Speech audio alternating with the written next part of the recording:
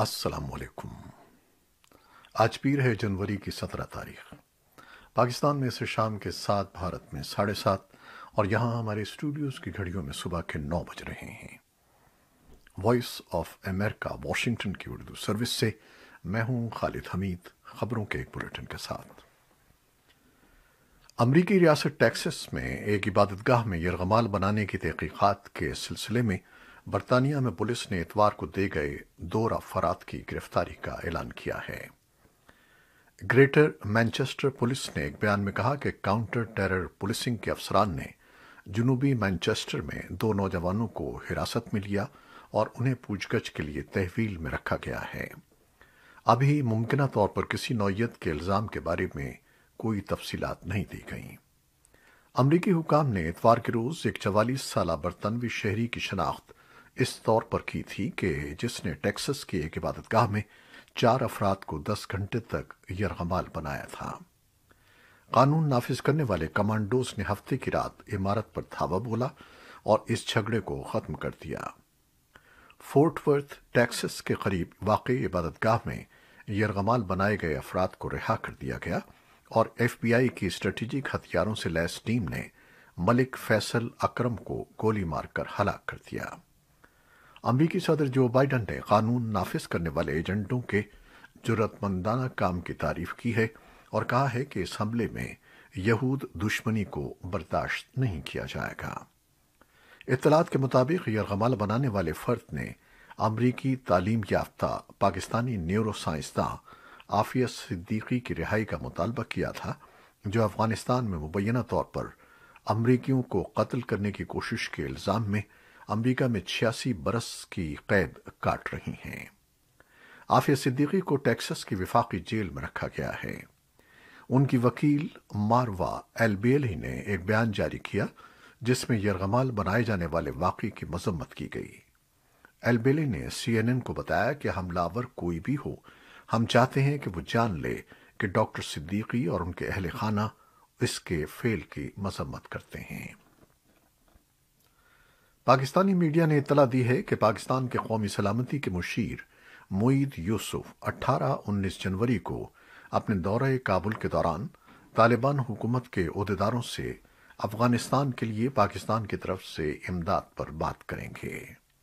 حکام نے بتایا کہ قومی سلامتی کے مشیر معید یوسف کی قیادت میں ایک اعلیٰ سطحی بین الوزارتی وفد 18 اور 19 جنوری کو 2 طرفہ امور پر بات چیت کے لیے افغانستان کا دورہ کرے گا، جس میں پڑوسی ملک میں انسانی بحران کو روکنے کے لیے پاکستان کی کوششوں پر توجہ مرکوز کی جائے گی۔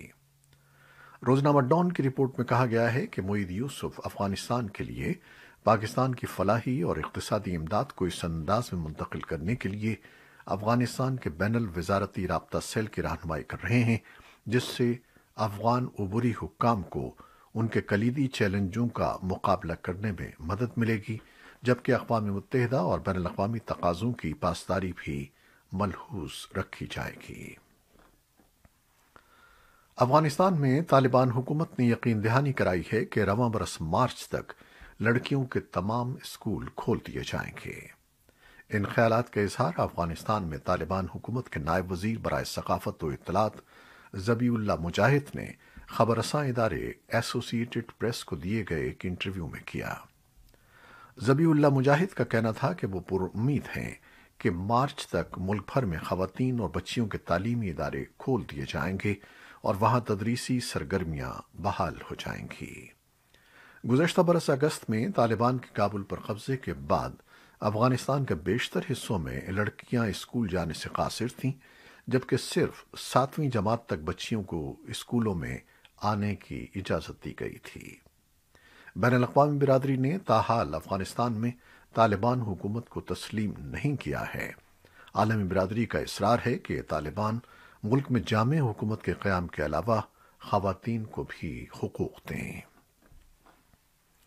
افغانستان میں شدید برفباری اور طوفان کے بعد پیر کو سالانگ پاس کو ٹرکوں کے لیے بند کر دیا گیا ہے۔ سالانگ ہائی وے کے حکام نے ڈرائیوروں کو اس شاہراہ پر سفر کے دوران تمام ضروری اقدامات کرنے کی ہدایت کی ہے۔ دریں اثنا طالبان کے کام سے متعلق وزارت نے وائس آف امریکہ کو بتایا کہ کابل غور اور غور ہرات شاہراہیں پیر کو شدید برفباری کے بعد ٹریفک کے لیے بند کر دی گئیں۔ وزارت کے ترجمان کے مطابق کابل بامیان اور کابل دیا کنڈی کے درمیان سڑکیں بھی برفباری کے باعث ان دونوں شاہراہوں پر بند ہو گئی ہیں۔ افغانستان کے متعدد صوبوں میں شدید برفباری سے اضلاع اور صوبائی مراکز کے درمیان سڑکیں بند ہو گئی ہیں۔ موسم کی پیشگوئی کرنے والے قومی ادارے نے پیر کے روز افغانستان کے 17 صوبوں میں سیلاب کی وارننگ دی ہے۔ متحدہ عرب امارات میں حکام نے پیر کو کہا کہ ایک ممکنہ ڈرون حملے میں ابوظبی بین الاقوامی ہوائی اڈے کے توسیعی حصے پر موجود 3 آئل ٹینکرز دھماکے سے پھٹ گئے۔ سرکاری خبر رساں ایجنسی ویم نے کہا ہے کہ دھماکے میں کم از کم 3 افراد ہلاک اور 6 زخمی ہو گئے ہیں۔ ہلاک ہونے والوں میں 2 بھارتی اور 1 پاکستانی شامل ہے۔ پولیس کا کہنا ہے کہ واقعے کی ابتدائی تحقیقات سے پتہ چلتا ہے کہ ممکنہ طور پر ڈرون دھماکہ قریبی آگ کی وجہ سے ہو سکتا ہے۔ یمن کے حوثی باغیوں نے پیر کو کہا کہ گروپ نے متحدہ عرب امارات کے اندر حملہ کیا، لیکن بہت کم معلومات تھیں۔ متحدہ عرب امارات کے حکام نے حوثیوں کے حملوں کے سابقہ دعووں کی تردید کی ہے۔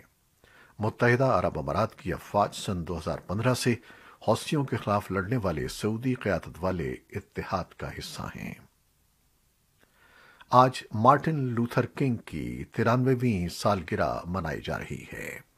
اس موقع پر اٹلانٹا کے میئر، جارجیا کے گورنر اور امریکی سینیٹر رافیل وارنک اٹلانٹا کے ایبنیزر بیپٹسٹ چرچ میں مارٹن لوتھر کنگ جونیئر کی سالانہ تقریب میں شرکت کر رہے ہیں۔ مارٹن لوتھر کنگ جونیئر پادری شہری حقوق کے رہنما نے اپنی زندگی نسلی مساوات کے حصول کے لیے وقف کر دی تھی۔ مارٹن لوتھر کنگ نے واشنگٹن میں 1963 میں مارچ کی قیادت کرتے ہوئے اپنی تاریخی آئی ہیو اے ڈریم تقریر کی تھی۔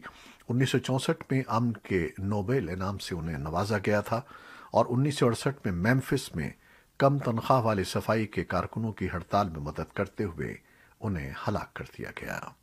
اس وقت ان کی عمر 39 برس تھی۔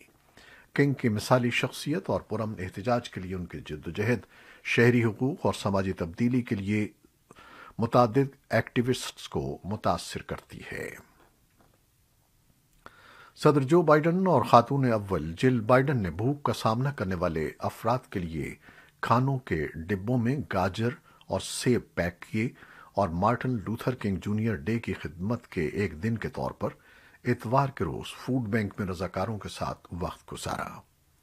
صدر اور خاتون اول نے ویلمنگٹن، ڈیلاویئر کی اپنی رہائش گاہ سے فلاڈیلفیا میں بھوک سے نجات دلانے کے لیے کوشاں ایک تنظیم تک تقریباً آدھے گھنٹے کا سفر کیا، جو پینسلوینیا اور جنوبی نیو جرسی کے علاقے میں ایک ہفتے میں تقریباً 1,40,000 افراد کی خدمت کرتی ہے۔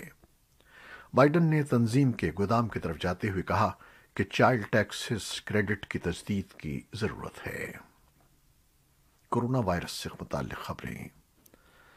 پاکستان میں کورونا مثبت کیسز کی شرح 8% سے زائد ہو گئی ہے، جبکہ 781 مریضوں کی حالت تشویشناک ہے۔